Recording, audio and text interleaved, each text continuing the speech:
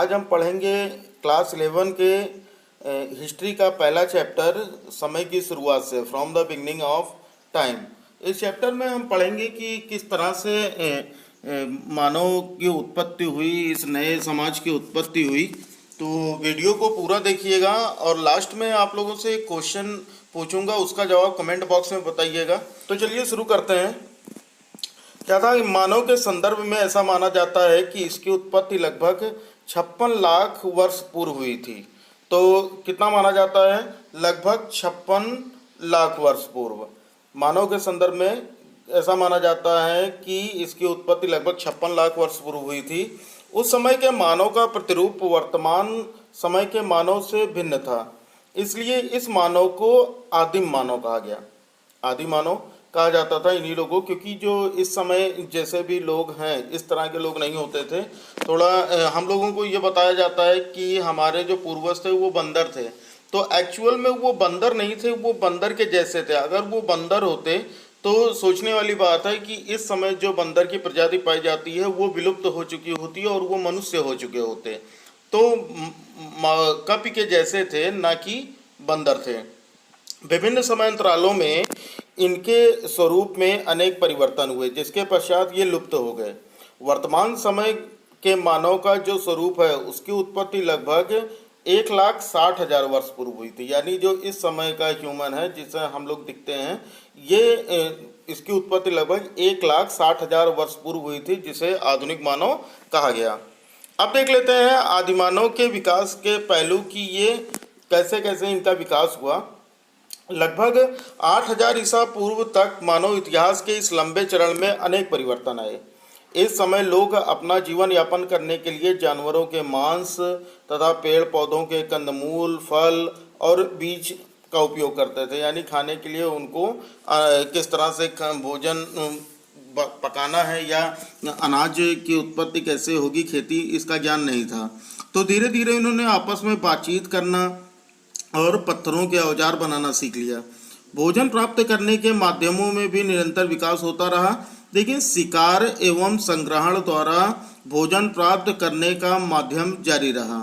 क्या होता है कि इन्होंने खेती करनी भी सीख ली और भोजन प्राप्त करने के और भी तरीके सीख लिए, लेकिन जो शिकार करना जो इनकी पुरानी प्रवृत्ति थी, और शिकार करके भोजन को एक जगह इकट्ठा कर लेना कि अगर कभी भोजन ना मिले तो जो इकट्ठा है उसे खा सकें, जैसा अभी हम लोग करते हैं, घर में ही दाल चावल सब चीज़ें इकट्ठा रखते हैं।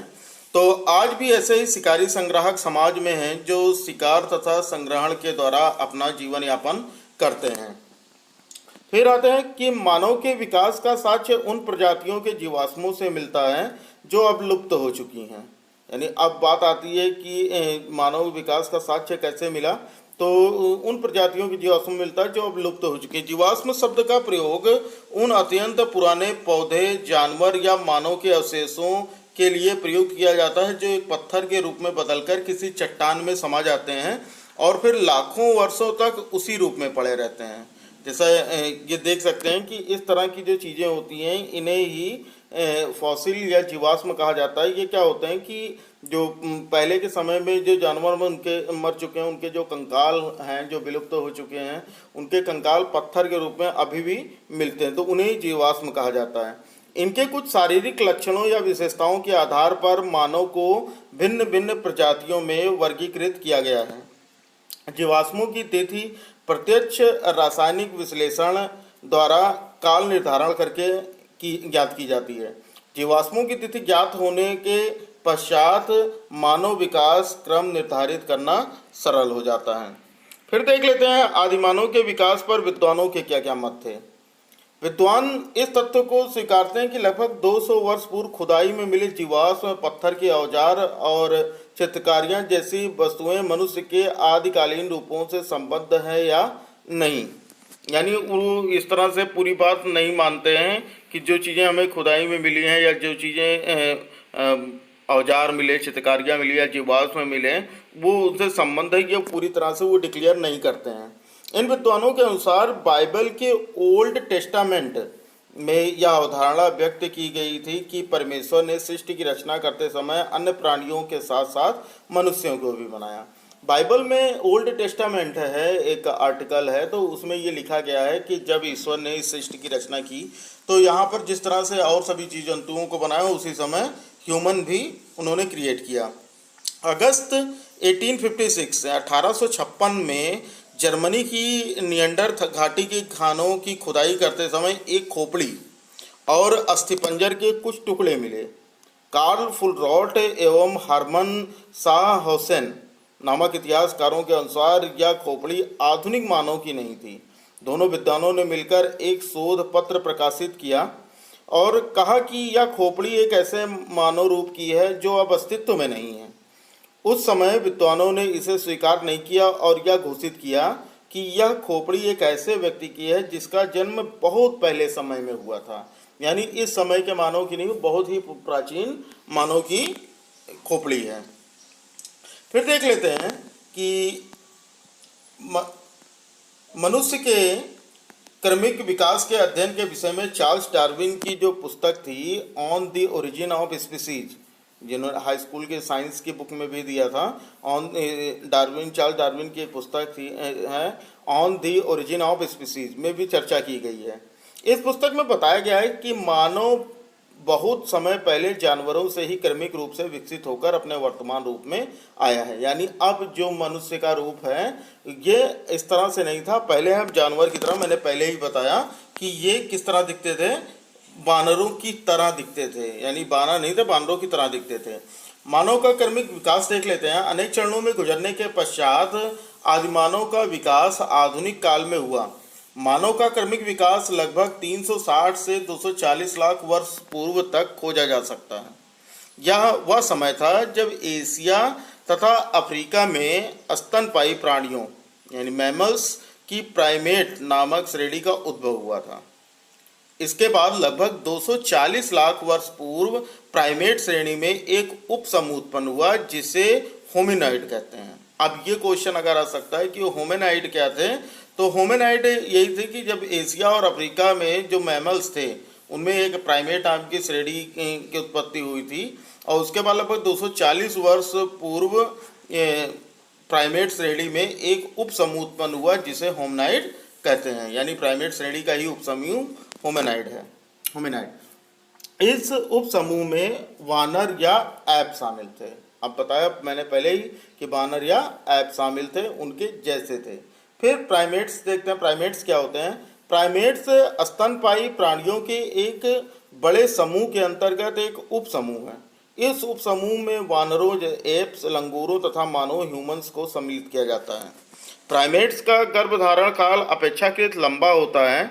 इनमें विभिन्न प्रकार के दांत तथा अस्थायी शरीर तापमान को बनाए रखने की योग्यता पाई जाती है। जैसे हम लोग हैं कि गर्मी में भी अपने को एडजस्ट कर लेते हैं, ठंडी में भी। तो होमिनॉइड और होमिनिड देख लेते हैं, ये क्या होता है कि लगभग 56 लाख वर्ष पूर्व होमिनिड प्राणी अस्तित्व में आए। होमिनिड वर्ग होमिनॉइड उपसमूह से विकसित हुआ है। होमिनॉइड वानरों से भिन्न थे तथा इनका शरीर वानरों से बड़ा था। इनकी पूंछ भी नहीं होती थी। इनका मस्तिष्क होमिनिडों की तुलना में छोटा था। ये चारों पैरों पर चलते थे, लेकिन इनके शरीर का आगे का भाग और दोनों पैर लचकदार होते थे।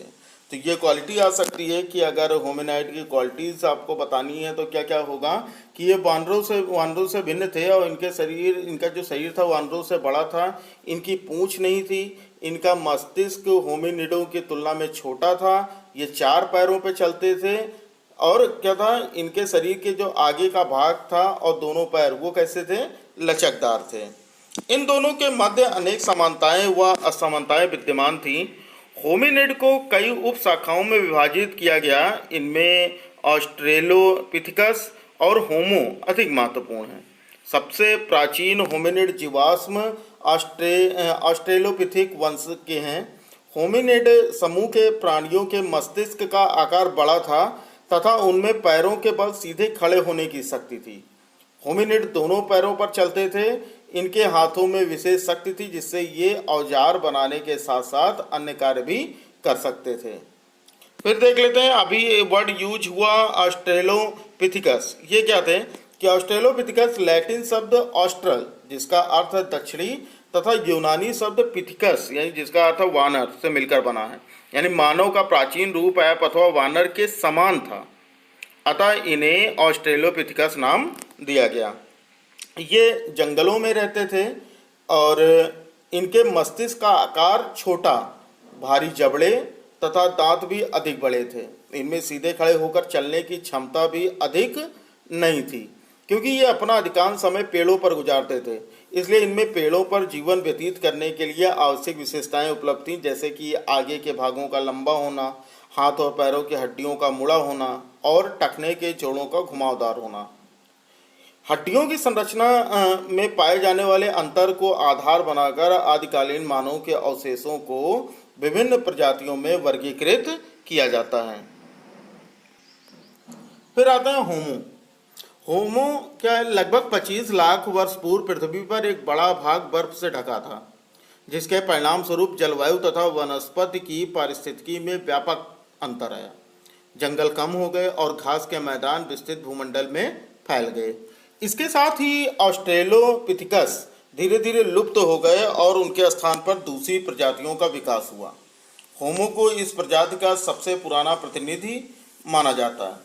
होमो लैटिन भाषा का शब्द है जिसका अर्थ आदमी होता है, परंतु इसमें स्त्री एवं पुरुष दोनों को शामिल किया जाता है। वैज्ञानिकों द्वारा इन्हें अनेक प्रजातियों में वर्गीकृत किया गया है। जीवाश्मों के आधार पर इन्हें 3 रूपों में वर्गीकृत किया गया है, जो इस तरह से हैं। पहला तो है होमो इरेक्टस, दूसरा है होमो हैबिलस और तीसरा है होमो सैपियंस। सबसे पहले जान लेते हैं होमो इरेक्टस के बारे में, इनकी क्या क्या क्वालिटीज़ थी। ये सीधे खड़े होते थे अथवा पैरों के बल पर चलने वाले मानव थे। इनके जीवाश्म जो है वो अफ्रीका और एशिया महाद्वीप के कूबीफोरा और पश्चिमी तुर्काना, केन्या, मोरजोकर्तो और संगीरन, जावा, इन सब जगहों पर मिलते हैं। और होमो हैबिलस क्या थे कि यह औजार बनाने वाले मानव थे और इनमें इनके जीवाश्म इथोपिया में ओमो और तंजानिया में ओल्डुवई गोर्ज से प्राप्त हुए।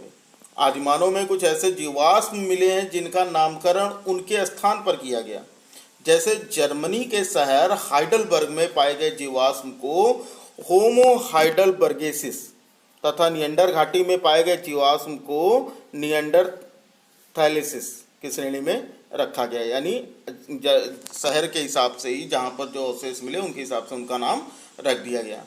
फिर होमो सैपियंस जो इस समय की प्रजाति है, ये यूरोप में मिले सबसे पुराने जीवाश्म होमो हाइडलबर्गेसिस और होमो नियंडरथैलेसिस हैं। अब ये भी क्वेश्चन आ सकता है कि सबसे पुराने जीवाश्म कौन से हैं, तो सर होमो हाइडलबर्गेसिस और होमो नियंडरथैलेसिस हैं। ये दोनों ही होमो सैपियंस प्रजाति के हैं। हाइडलबर्ग मानो 8 लाख वर्ष से 1 लाख वर्ष पूर्व दूर दूर तक विस्तृत हुए थे, इसलिए इनके जीवाश्म अफ्रीका, एशिया और यूरोप में पाए गए हैं। नियंडरथल मानो बड़े स्तर 1,30,000 से 35,000 वर्ष पहले तक यूरोप, पश्चिमी और मध्य एशिया में रहते थे। क्या होता है, समानता जो ऑस्ट्रेलोपिथिकस की तुलना में होमो का मस्तिष्क जो वो बड़ा होता था, जबड़े बाहर की ओर कम निकले होते थे और दांत इनके छोटे होते थे। इनमें बड़े आकार के मस्तिष्क को अधिक बुद्धिमत्ता और अच्छी याददाश्त से जोड़ा जाता है, यानी ये कहा जाता है कि जितना बड़े आकार का मस्तिष्क था उस तरह के लोग जो थे वो अधिक बुद्धिमान होते थे और उनकी याददाश्त जो है अच्छी होती थी। तो ये देख लेते हैं कि विश्व में मानव प्रजातियों का निवास किस समय से और किस समय तक कहाँ कहाँ पर था, कौन सी प्रजातियाँ थीं। जैसे 50 से 10 लाख वर्ष पूर्व अफ्रीका में सहारा के आसपास के प्रदेश में ऑस्ट्रेलोपिथिकस, प्रारंभिक होमो और होमो इरेक्टस पाए जाते थे। वहीं बात करें तो 10 लाख से 40,000 वर्ष पूर्व जो अफ्रीका, एशिया और यूरोप के मध्य अक्षांश क्षेत्रों में होमो इरेक्टस, आद्य होमो सैपियंस, नियंडरथल मानव और होमो सैपियंस पाए जाते थे।